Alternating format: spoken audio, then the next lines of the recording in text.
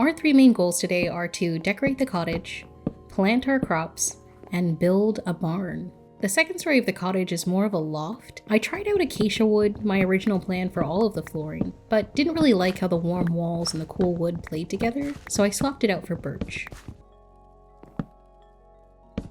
Hello? They connect? That was so insanely cool to me, and I had a lot of fun just playing around with the furniture placements. Maybe a little too much fun, since I spent about 4 of the 7 hours that went into recording this video just repositioning the same, 5 items.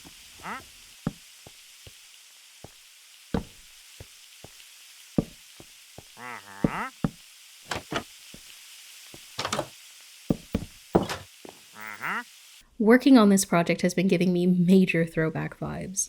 I used to put these piston tables in almost every build tutorial.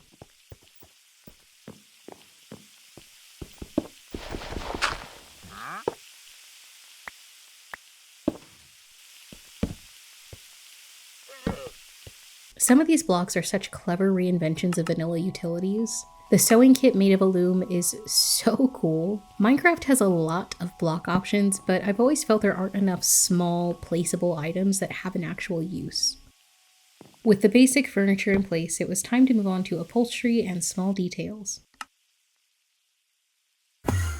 I wanted to catch a fish to put in the fish tank, secure a wool and dye source, and maybe stock up on some iron.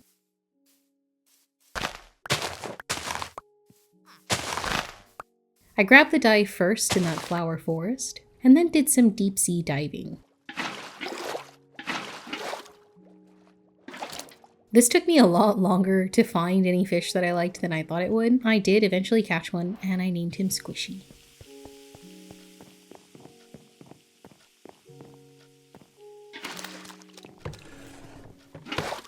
Unfortunately, I was incorrect about being able to place fish in this tank.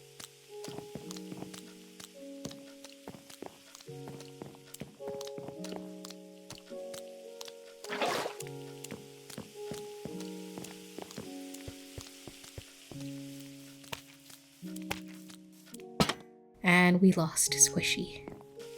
I'm gonna be for real. I placed and unplaced and placed and unplaced and placed these couches at least 50 times. Is it a vibe? I don't know. Because of this, I realized I would need a lot more wool than I found on that one trip, since I'd be making all different colors of furniture to try out everything in the book.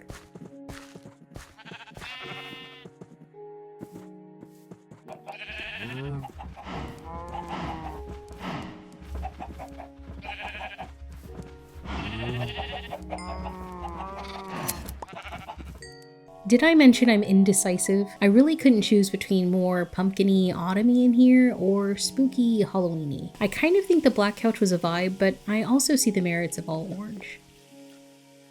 Moving right along, I made my way to the outer edge of the village to begin planting the crop patches.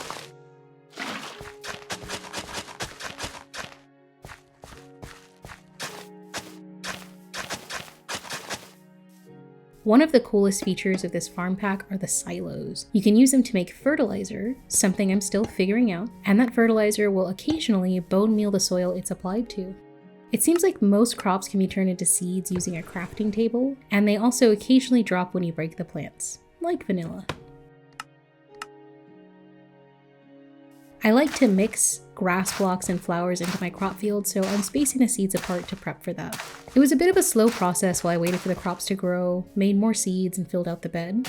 I kinda went overkill here and ended up splitting this patch up into 2, one side being tomatoes and the other side being corn.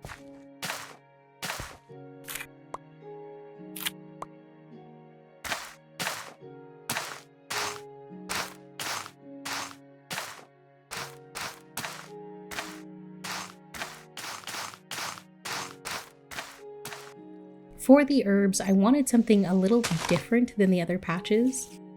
To accomplish this, I alternated rows between waterlogged stairs and farmland.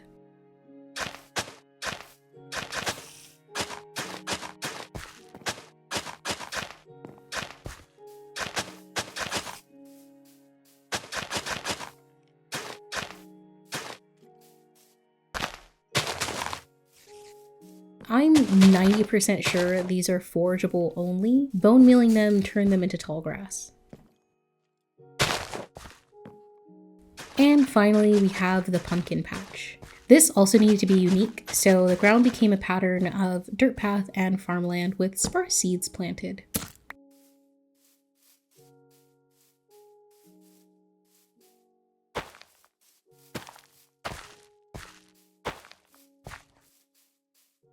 The crop fields made everything feel 1000% cozier, but they were still lacking in a certain oomph. My plan is to use spruce fencing and a couple arches to really make this area feel developed.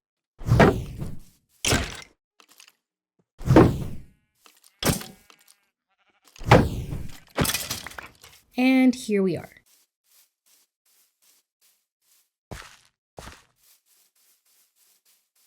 Fall really has 3 sections: pumpkins, spoopy, and apples. We unfortunately don't have a way to make dedicated apple trees, so this time an oak orchard will have to do. The perfect way to be welcomed into the pumpkin patch. And we have our first customer. Hey, look at me. This is a real problem. Let's do something about it. The barn design I'm using is by Foxhole. They've got some really amazing builds and their tutorials are super easy to follow. I 10 out of 10 recommend checking out their channel and subscribing. And if you see this, thank you so much for this perfect barn design.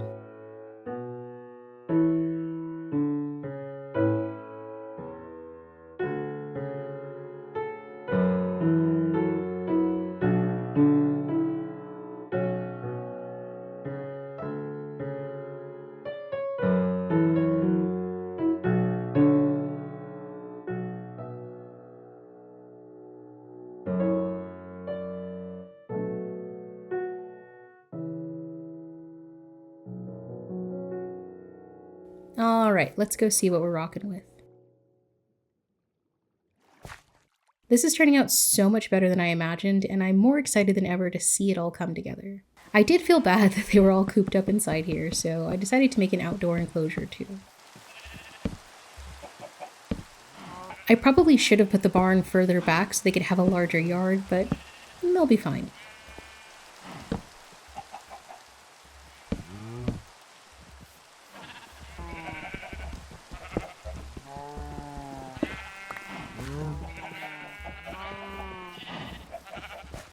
We've decorated the cottage, planted our crops, and even built a home for our fuzzy little captives. There was only one thing left to do: gather a demure amount of iron. Lush caves never failed me when it came to gathering iron, and I remembered spotting an azalea tree in that mangrove swamp village.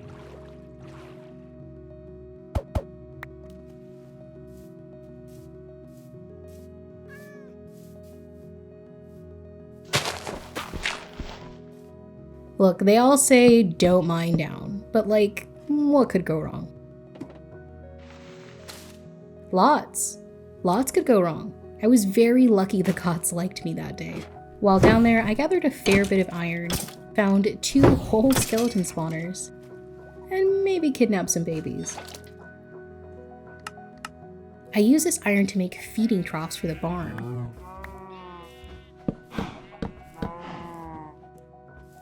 Yeah, I love this mod. You get to fill them with seeds, and after the animals eat, they make minis. This is such a neat way to automate their breeding and add just a little bit more ranching functionality into the game.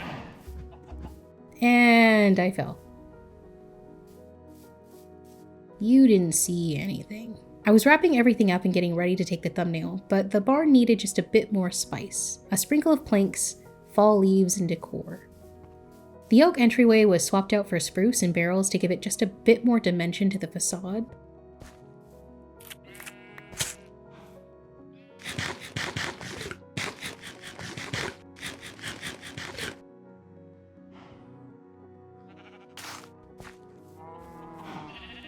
And I put campfires over the windows and roof.